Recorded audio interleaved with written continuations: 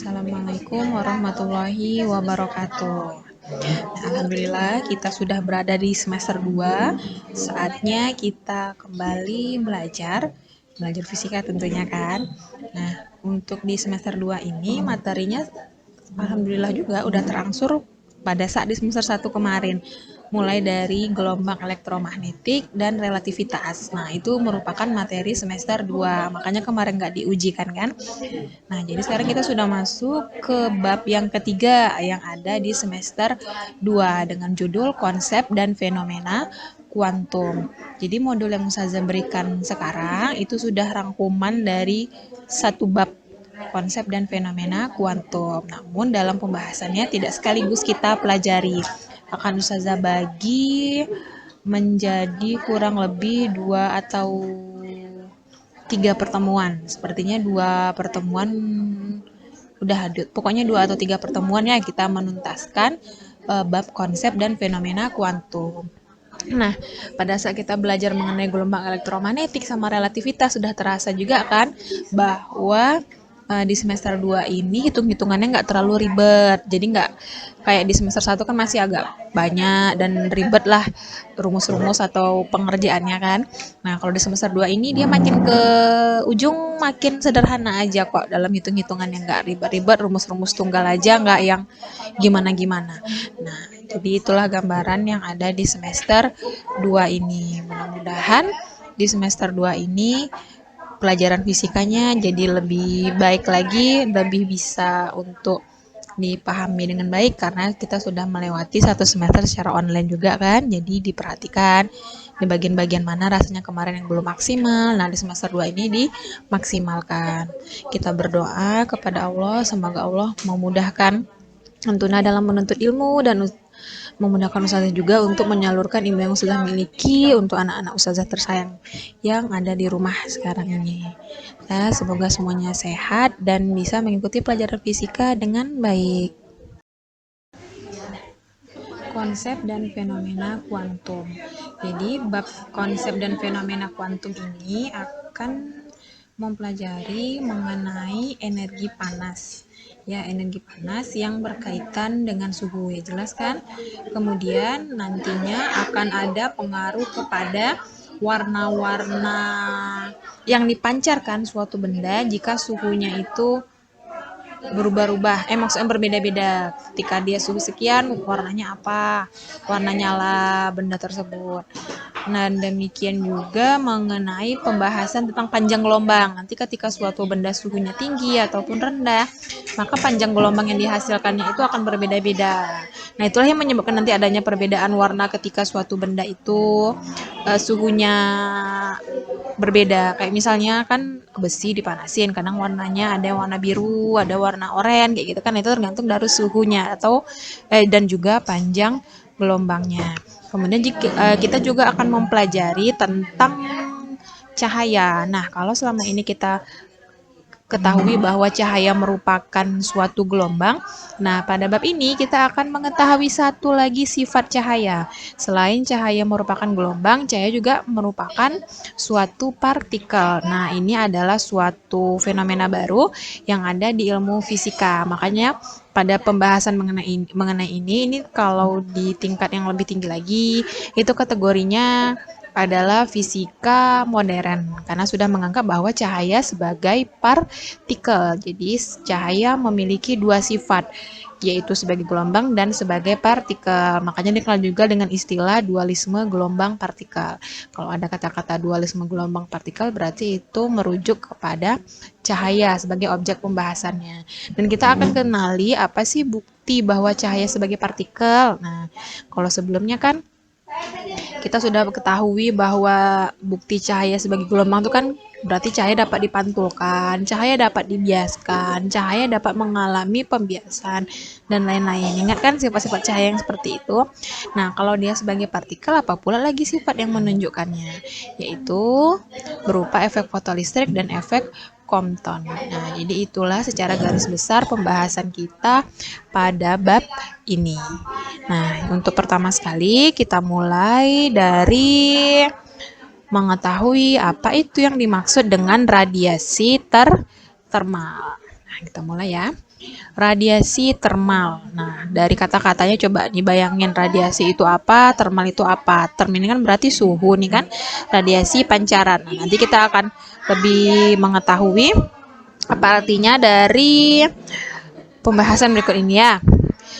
Ketika kita berada dekat dengan benda yang suhunya lebih panas dari tubuh kita, maka kita akan merasakan hangat. Nah, rasa hangat ini berasal dari radiasi gelombang elektromagnetik atau cahaya dari benda tersebut yang dikenal dengan sebutan radiasi termal. Nah, orang yang dekat di lokasi kebakaran akan merasa panas, iya kan? Karena energi panas yang dipancarkan oleh api. Nah, jadi energi panas yang dipancarkan oleh api itulah yang disebut dengan radiasi termal. Jadi pancaran energi berupa energi panas tadi karena pengaruh suhu. Nah, itulah kan dia arti dari radiasi termal ini. Jadi, radiasi termal adalah energi yang dipancarkan oleh suatu benda karena dipanaskan atau karena suhunya. Jadi, kalau semakin tinggi suhu suatu benda, maka akan semakin banyak energi yang dipancarkannya. Jadi, energi yang dipancarkan akibat suhu benda atau karena bendanya dipanaskan itulah dinamakan dengan radiasi termal. Paham mengenai radiasi termal itu apa? Nah, berdasarkan hasil eksperimen diperoleh bahwa besarnya radiasi termal tadi itu dipengaruhi oleh 4 faktor. Yang pertama suhu. Semakin tinggi suhu benda, radiasi termal yang dipancarkan akan semakin banyak, ya kan? Jadi dia seimbang, sebanding. Kalau tinggi suhunya tentu besar pula pancaran energi yang ditimbulkannya kan? Yang kedua, luas permukaan benda. Semakin besar luas permukaan benda, maka radiasi yang dipancarkan juga akan semakin banyak, ya kan? Kalau misalnya batang sama pelat gitu kan. Nah, kalau semakin besar penampangnya itu semakin besar pula radiasi termalnya kan? Nah, kemudian sifat permukaan benda. Kalau permukaan bendanya itu kasar, maka pancaran radiasi termalnya juga akan semakin besar. Dan jenis material. Material tertentu memancarkan radiasi termal lebih banyak daripada material lainnya. Ini tergantung dari sifat bahannya kan. Jadi ada 4 faktor yang mempengaruhi besar radiasi termal suatu benda. Namun dari keempat faktor di atas yang paling menentukan adalah suhu. Jelas ya. Nomor 1 faktornya adalah suhu. Intensitas radiasi atau disimbolkan sama I itu merupakan besaran yang menyatakan ukuran atau nilai dari radiasi termal suatu benda. Nah, kalau radiasi termal itu kan tadi pancaran energi katanya kan, pancaran energi panas suatu benda karena suhunya. Nah, jadi ada yang besaran lain yang namanya intensitas radiasi. Itu merupakan besaran yang menyatakan nilai atau ukuran dari radiasi termal suatu benda. Nah, tunggu ya, nanti di bawah akan ada penjelasan lagi mengenai intensitas radiasi ini, pengertiannya.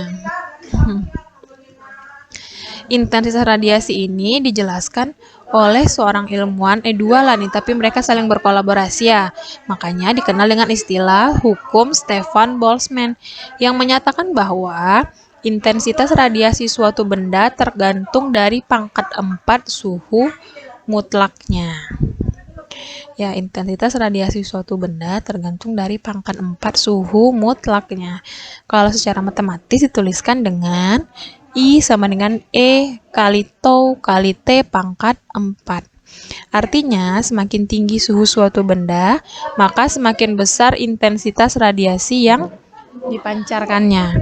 Nah, jadi dia sebanding sama suhu ya.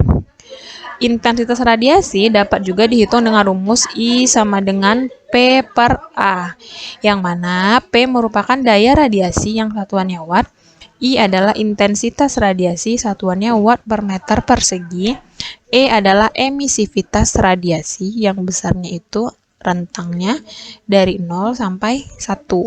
Kalau T suhu mutlak, nah jadi suhu mutlak inilah yang dinyatakan dengan Kelvin. Nih, kalau tau adalah suatu ketetapan, namanya tetapan Stefan Boltzmann, yang nilainya 5,67 kali 10 pangkat min 8 watt per meter persegi Kelvin pangkat 4. Jadi itu dia kalau eh, radiasi termal kan energi yang dipancarkan suatu benda karena suhunya.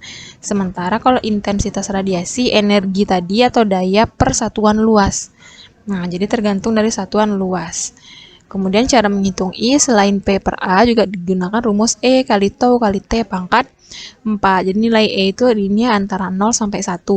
Kalau dibilangnya nanti bendanya itu benda putih gitu kan atau warnanya putih, maka E-nya 0. Kalau dibilang bendanya hitam, maka itu nilainya 1. Dan itu biasanya nggak disebutkan dalam soal, kita harus ngeh aja. Kalau dibilangnya bendanya putih, berarti langsung pakai E-nya 0. Kalau dibilangnya bendanya hitam, berarti pakai E-nya 1. Nah, selain daripada itu, nanti akan disebutkan di soal berapa nilainya ya. Itu dia untuk E. Kalau tau tetapan ini kan 5,67 kali 10 pangkat min 8 dan T-nya pangkat 4. Jadi kalau ada nanti suhunya dibilang dalam Celcius, ubah dulu ke Kelvin kan dengan cara ditambah 273. Nah, setelah itu baru pangkat 4 kan. Setelah dia pangkat 4 kan barulah dikali dengan E-nya dikali sama tau-nya. Nah, gitulah cara menentukan intensitas radiasi suatu benda hitam. B. Radiasi benda hitam. Nah, masih tentang radiasi ya, pancaran kan, tapi sekarang oleh benda hitam. Pasti timbul pertanyaan kan, benda hitam itu benda yang bagaimana? Warnanya hitam atau gimana? Nah, simak baik-baik ya pembahasannya. Radiasi yang jatuh pada benda tak tembus cahaya, sebagian akan dipantulkan dan sebagian lainnya akan diserap. Nah, radiasi yang jatuh ini maksudnya adalah energi cahaya yang jatuh mengenai suatu benda yang tak tembus cahaya. Berarti bukan benda bening gitu kan, benda tak tembus cahaya tuh. Nah, jadi ketika cahayanya mengenai benda tersebut, maka sebagiannya akan dipantulkan kembali. Kan sifat cahaya gitu kan, dipantulkan. Tapi sebagian lagi akan diserap. Oleh karena itu suhu permukaan bendanya akan lebih tinggi kayak gitu kan. Benda-benda berwarna terang itu memantulkan sebagian besar sebagian besar radiasi tampak atau daerah cahaya tampak Menjiku Hibiniu. Dan sebaliknya, kalau benda-benda yang gelap itu dia menyerap sebagian besar cahaya yang datang padanya. Nah, jadi dari kalimat ini bisa saya sampaikan kalau benda-benda yang warnanya terang itu kan cenderung untuk memantulkan cahaya kan, makanya kita cenderung merasa silau ketika melihat suatu benda yang terang dikenai cahaya. Nah, silau. Terus kayak misalnya warna kuning dari jauh kelihatan dah kayak gitu kan. Pokoknya berkilau silau gitulah dia, karena dia warnanya itu kan terang dan sifatnya memantulkan cahaya, makanya cenderung silau ke mata kita kan. Tapi kalau benda-benda yang warnanya gelap, itu cenderung banyak menyerap daripada memantulkan. Nah, sehingga terasa lebih panas dia benda-benda yang berwarna gelap tersebut. Makanya kan kayak menjemur pakaian gitu kan, yang warnanya gelap sama warnanya terang itu akan lebih cepat kering yang warna gelap kan, warna hitam apalagi untuk jenis kain yang sama ya dengan warna yang berbeda. Nah, ada benda yang mampu menyerap semua radiasi yang datang kepadanya. Nah, kalau benda yang mampu menyerap semua radiasi yang datang kepadanya, itulah yang dinamakan dengan benda hitam, dengan nilai emisivitasnya sama dengan 1. Nah, itu dia ya arti dari radiasi benda hitam. Jadi, benda yang dapat menyerap seluruh radiasi yang datang kepadanya. Nah, tapi pada kenyataannya tidak ada benda yang hitam sempurna. Jadi nggak ada benda yang betul-betul mampu menyerap seluruh energi cahaya yang datang kepadanya. Nah, gambaran mengenai benda hitam itu yang bagaimana? Misalnya kayak gini nih, ada lubang kecil. Ada sebuah benda berupa kotak kayak gitu kan, terus ada lubang kecil. Nah, cahaya mampu lah melewati celah sempit itu kan, difraksi kan, ingat ya. Jadi dia mampu melewati celah sempit tersebut. Ketika cahayanya sudah sampai atau sudah memasuki lubang tadi, maka dia akan dipantulkan dengan ke segala arah selama masih mengenai permukaan bendanya. Jadi masih berputar di situ-situ aja cahayanya. Nah, jadi itulah gambaran mengenai benda hitam tuh. Ketika sudah mengenai benda, dia akan di situ aja. Makanya dia terserap aja, nggak ada yang dipantulkannya. Nah, Radiasi yang jatuh pada lubang mempunyai kemungkinan kecil untuk dipantulkan keluar dari lubang sebelum ia diserap dinding rongga. Jadi rongga berlubang kecil berlaku sebagai benda hitam karena dapat menyerap seluruh radiasi yang diterimanya. Demikian pula jika rongga tersebut memancarkan radiasi, lubang akan memancarkan radiasi. Lubang akan memancarkan seluruh energi yang dikeluarkannya. Dianggap tidak ada energi yang dipancarkan oleh rongga melalui jalan lain selain lubang. Nah, pokoknya intinya dari sini sampai sini aja lah gitu ya mengenai benda hitam. Jadi ketika dia sudah menerima cahaya, dia nggak akan dipantulkannya keluar lagi, diserapnya. Nah, kayak gitu ya. Itu adalah definisi dari radiasi benda hitam. Nah, yang C, hukum pergeseran Wien. Nah, ini nama orang lagi, Wilhelm Wien, salah satu ilmuwan yang mempelajari tentang spektrum radiasi benda hitam. Ini kata-kata spektrum udah pernah kan kita pelajari waktu di game kemarin. Ia mempelajari bagaimana hubungan antara suhu dan panjang gelombang. Nah, jadi di si Wien ini dia mengamati dan mempelajari, mencari tahu, membuktikan, bereksperimen gitulah. Apa sih hubungan antara suhu benda dengan panjang gelombangnya. Jadi hasil rumusan yang sudah dia lakukan setelah dia eksperimenkan antara suhu dan panjang gelombang, itulah dinyatakannya dengan hukum pergeseran Wien yang dinyatakan dengan grafik seperti ini. Nah, pada yang sumbu Y itu ada I atau intensitas maksimal. Ya, intensitas. Kalau yang di sumbu X itu adalah panjang gelombang. Jadi diukur hubungan antara suhu benda ketika dia memancarkan intensitas maksimal. Pancaran radiasinya itu sedang maksimal. Nah, jadi diperhatikan di sini bahwa ini kan ada nih kayak landai, kayak parabola gitu ya, atau ada puncak, ada turun. Jadi yang diamati itu ketika dia pada di puncaknya ini. Nah, ini kan yang paling atas 4000 Kelvin. Kemudian 3000 Kelvin dan 2000 Kelvin. Nah, coba perhatikan bagaimana puncak-puncaknya ini. Ternyata puncak-puncak gelombangnya ini semakin kecil suhunya, maka bagaimana lambdanya nih akan bergeser ke kanan atau lambdanya semakin besar. Nah, gitu dia kan kalau kita perhatikan dari gambarnya. Nih, grafik tersebut menggambarkan hubungan antara panjang gelombang dan intensitas radiasi. Puncak-puncaknya menunjukkan intensitas dari radiasi masing-masing suhu. Berdasarkan kurva T1 besar dari T2 ya. T1 ini yang si 4000 ya. T2 besar dari T3, tapi lambdanya akan semakin kecil atau dia berbanding terbalik, ya kan? Nih, kalau semakin besar suhunya, maka dia akan bergeser ke sebelah kiri. Itu artinya panjang gelombang semakin kecil. Ya, gitu dia kan? Terlihat puncak kurva bergeser ke arah yang lebih pendek atau ke kiri gitu kan jika suhunya semakin meningkat. Panjang gelombang pada saat intensitas maksimal disebut dengan lambda max. Nah, hubungan yang berhasil ditemukan oleh Wien antara suhu dan panjang gelombang dinyatakan dengan rumus lambda max kali T sama dengan C. Lambda max ini berarti panjang gelombang pada saat intensitas maksimum. Kalau T suhunya. Nah, suhu ketika di lambda max ini berapa suhunya? Itu ketika dikalikan hasilnya sama dengan C. C ini apa? C ini adalah suatu ketetapan atau konstanta yang besarnya 2,898 kali 10 pangkat min 3. Kadang-kadang soal cuma bilang 2,8 aja atau 2,89 atau semuanya tergantung soal ngasih angkanya berapa. Jadi rumusnya dapat kita tulis juga sih dengan gini cara. Lambda max kali T itu sama dengan 2,898 kali 10 pangkat min 3. Jadi itu ya hukum pergeseran Wien menunjukkan hubungan antara panjang gelombang dan suhu. Kalau suhunya semakin tinggi, maka kurva akan bergeser ke kiri atau lambdanya akan semakin kecil. Dia berbanding terbalik. Nah, yang D teori kuantum Planck. Planck ini juga nama orang, Max Planck. Dia melakukan penelitian tentang radiasi benda hitam. Nah, disinilah nanti akan ketahuan bahwa cahaya itu nggak cuma sebagai gelombang aja, tapi juga sebagai partikel. Max Planck itu mengemukakan bahwa energi yang dipancarkan oleh benda hitam itu berbentuk paket-paket kecil yang dinamakan dengan kuanta atau foton, bukan dalam bentuk yang kontinu. Jadi cahaya tersusun atas paket-paket energi yang disebut dengan kuanta atau foton.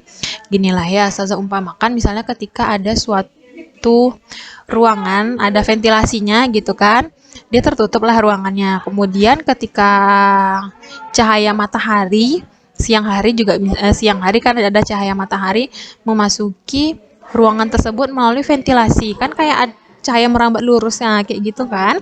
Tapi kalau dilihat lagi kadang-kadang kayak ada debu-debunya gitu kan pada cahaya itu. Cahaya yang masuk itu kan kayak ada debu-debunya. Nah, itulah yang dimaksud si Planck nih, bahwa cahaya itu tersusun atas paket-paket energi yang kayak partikel-partikel debu tadi. Nah, itulah yang dinamakan dengan foton atau kuanta, tapi paling sering dibilangnya foton. Nah, jadi bukan dalam bentuk kontinu kayak pelangi misalnya kelihatannya kayak kontinu ada kayak gitu kan. Nah, jadi ini adalah temuan baru sifat dari cahaya. Paham? Mengenai cahaya sebagai partikel nih.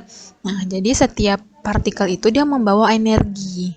Nah, besarnya energi foton dapat dihitung dengan rumus E sama dengan N kali H kali F. Nah, tapi lebih sering juga sih pakai rumus E sama dengan H kali F aja. Cahaya merupakan gelombang elektromagnetik yang merambat dengan laju C. Ini udah tahu kan pas kita belajar relativitas ataupun gelombang elektromagnetik kan C kan, cepat rambat cahaya nih. Nah, dengan demikian foton yang memiliki panjang gelombang lambda akan memiliki energi sebesar. Nah, ini sebenarnya turunan dari yang atas. Kalau ini kan E sama dengan H kali F. Nah, kita tahu bahwa F itu sama dengan C per lambda kan? Nah, jadi rumusnya dapat dimodifikasi menjadi E sama dengan HC per lambda. Di atasnya juga menjadi HC per lambda, cuman ada N di depannya sama kayak gini. Nah, N itu apa? N itu adalah bilangan asli yang selanjutnya disebut dengan bilangan kuantum. Ada berapa banyak sih partikel cahaya tersebut? Nah, kayak gitu tergantung soal. Tapi biasanya cuman satu aja dianggap. Jadi N-nya selalu satu. Makanya ini kalau dikalikan dengan satu kan tetap kayak gini jadinya dia kan. Nah, itu dia N itu. Nggak ada satuan, cuman bilangan aja. Kalau F adalah frekuensi cahaya nih. Maksudnya ya, frekuensi cahaya atau frekuensi foton. Nah, seringnya dibilang foton itu cahaya. Kemudian H adalah konstanta Planck. Nah, dia tetap nih ya, besarnya 6,626 kali 10 pangkat min 34 Joule sekon. Ini tergantung soal juga sih lagi nanti mau bilang 6,626 atau 6,6 gitu. Kalau C adalah cepat rambat cahaya yang besarnya tetap ya 3 kali 10 pangkat 8 meter per sekon. Lambda panjang gelombang cahaya atau panjang gelombang foton, satuannya meter. E adalah energi cahaya atau energi foton, satuannya joule.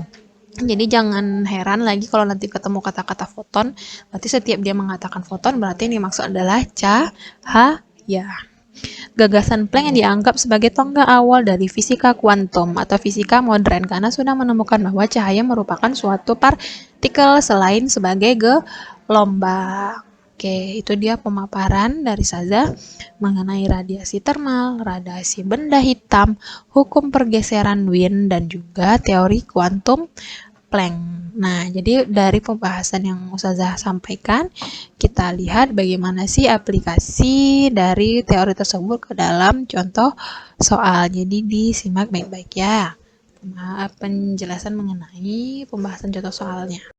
Contoh soal yang pertama, tentukan kuanta energi yang terkandung dalam sinar dengan panjang gelombang 6600 angstrom jika kecepatan cahaya 3 kali 10 pangkat 8 meter per sekon dan tetapan Planck 6,6 kali 10 pangkat min 3, 4. Nah, dari soal ini dapat kita tentukan bahwa yang 6600 angstrom ini adalah panjang gelombang atau simbolnya lambda. Sementara yang 3 kali 10 pangkat 8 adalah C kecil. Dan tetapan Planck simbolnya adalah H. Nah, jadi udah tahu ya apa yang diketahui. Kemudian yang jadi pertanyaan adalah kuanta energi. Berarti dia menanyakan berapa besar energi. Nah, lihat lagi rumus yang ada di bagian atas modul tadi. Dari data yang diketahui, mana yang tepat kita gunakan. Nah, dari apa apa yang diketahui, berarti kita bisa menghitung energi dengan rumus mana? Pakai Hc per lambda. Gini kan? E sama dengan hanya 6,6 kali 10 pangkat min 34, C-nya 3 kali 10 pangkat 8 kan? Per lambdanya, nah lambdanya ini masih dalam satuan angstrom, berarti dia belum SI kan? Kita ubah dulu ke meter. Angstrom ke meter kali berapa? Kali 10 pangkat min 10. Maka hasilnya 6 kali 10 pangkat min 7 ya, meter. Berarti di sini masukin 6 kali 10 pangkat min 7. Ada yang bisa dicoret nih kan? Nih 2, 66 bagi 2, 3,3 kali 10 pangkat berapa nih? Min 34 tambah 8, 456, min 28 ya? 456. Ya 28 kurang 7 min 21. Benar enggak? Kok 28? 4 mana 7? 4 mana 4? 26 ya, 26 kurang 7. Itu bukan min 21, min 19, satuannya joule. Nomor 2, tentukan perbandingan kuanta energi. Berarti masih nanya energi kan? Yang terkandung dalam sinar dengan panjang gelombang 6000 Armstrong dan 4000 Armstrong. Dia menanyakan perbandingan kuanta energi. Berarti kalau dari soal itu ada diketahui panjang gelombang atau lambda, maka pakailah rumus E yang Hc per lambda. Dia minta perbandingan kan, energi ketika lambdanya yang 6000 Armstrong dan energi ketika lambdanya 4000 Armstrong. Udah kita bandingin kan, dia minta perbandingan, berarti ini anggaplah E1 ini E2. Berarti E1 per E2 sama dengan Hc per lambda 1, ya kan? Ini lambda 1 nih kan? Lambda 2 per Hc per lambda 2. Nah, H dan C ini kan nilainya tetap, berarti kan boleh dicoret. Maka E1 per E2 sama dengan ini 1 per lambda 1 per 1 per lambda 2, jadinya gimana tuh? Berarti lambda 2 per lambda 1 kan? Berarti E1 per E2 sama dengan, nah kalau ini perbandingan nggak masalah kalau satuan angstrom ini nggak dirubah ke meter ya kan? Karena mau dirubah ke meter mau nggak juga akan sama juga nanti dicoret. Ini 4000 per 6000 kan? Coret. Maka kalau disederhanakan lagi, E1 per E2 sama dengan 2 banding 3. Contoh yang ketiga, energi foton sinar gamma adalah 10 pangkat 8 eV. eV itu merupakan singkatan dari elektron volt. Jika hanya 6,610 min 34 joule sekon dan C-nya 3 kali 10 pangkat 8, tentukan panjang gelombang sinar gamma tersebut dalam satuan angstrom. Berarti dia menanyakan lambda dan ada di sini diketahui energi. Berarti masih pakai Hc per lambda. Nah, ini dia kan pakai Hc per lambda yang ditanyakan si angstrom ini. Nilai H udah ada, nilai C juga udah ada, E-nya. Nah, dibilang pada soal bahwa nilai E-nya itu adalah bukan dalam satuan joule kan, tapi 10 pangkat 8 eV. eV di sini. Sementara kalau kita mau pakai rumus ini, satuan E-nya harus joule. Nah, cara mengubah EV ke joule adalah dikalikan 1,6 kali 10 pangkat min 19. Nah, seperti itu. Maka ini jadinya berapa nih? 1,6 kali 10 pangkat min 11 joule. Gitu jadinya kan? Nah, habis itu baru kita salin ke sini. Berarti E-nya 1,6 kali 10 pangkat min 11 hanya 6,610 min 34, C-nya 3 kali 10 pangkat 8 per lambda. Berapakah? Kalau kita bagi 2 ini 0,8 ya. Bagi 2 ini 3,3. Q-nya nggak bisa dicari lagi nih kan, 3,3. Di sini 3 ini 8. Berarti 0,8 kali 10 pangkat min 11 lambda sama dengan 3,3 kali 3, 9,9. kali 10 pangkat berapa nih? Min 34 tadi berapa? Min 26, ya kan? Min 26, berarti lambda sama dengan 9,9 kali 10 min 26 per 0,8 kali 10 pangkat min 11. Lambda berapa? Berapa nih? 9,9 bagi 0,8, berarti 99 bagi 8, 11. 1 kali 19 bagi 8 berapa? 2 kali 8 16, 30 bagi 8 38, oh ya 30 bagi 8 5, enggak nyampe ding, 4 ya, 32, kalau dibuatkan 4 lah ya, jadi 10 pangkat min berapa nih? 15 meter. Sementara dia minta dalam Armstrong, berarti harus kita kalikan 10 pangkat 10. Positifnya kalau mau menuju Armstrong ininya positif, jadi plus 10, maka lambda sama dengan 12,4 kali 10 pangkat min 5 Armstrong.